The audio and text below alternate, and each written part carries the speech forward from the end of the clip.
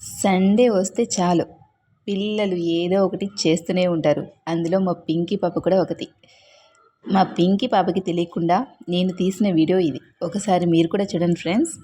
దానికి ఈరోజైతే ఒక చిన్న దువ్వెనైతే దొరికింది. ఈరోజు ఇంకా ఆ జుట్టును ఎలా చేస్తుందో, ఏం చేస్తుందో అర్థమే కావట్లేదు. మళ్ళీ ఒకవైపు టీవీ చూస్తూ, మరోవైపు ఆ జుట్టును దువ్వెన తీసుకొని దువ్విందే.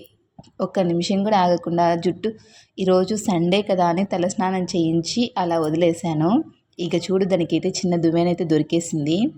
ఇంకా జుట్టా దువ్వెన అన్నట్లుగా పోటీ పడుతుంది దువ్వెనతో దువ్విందే. ఇంకా చూడండి ఇక కూర్చొని దానికి నించొని విసుగొచ్చేసిందేమో మరి కూర్చొని అద్దం ముందు అద్దం తీసుకొని ఎలా దువ్వుతుందో.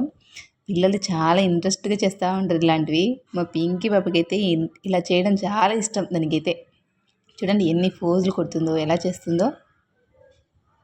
అసలు పిల్లలు సండే వస్తే చాలు వాళ్ళకి ఏదో తెలియని ఆనందం. అది కాక వాళ్ళకి ఏదైనా వస్తువు దొరికిందంటే దాన్ని పిచ్చలు చేసేస్తారు.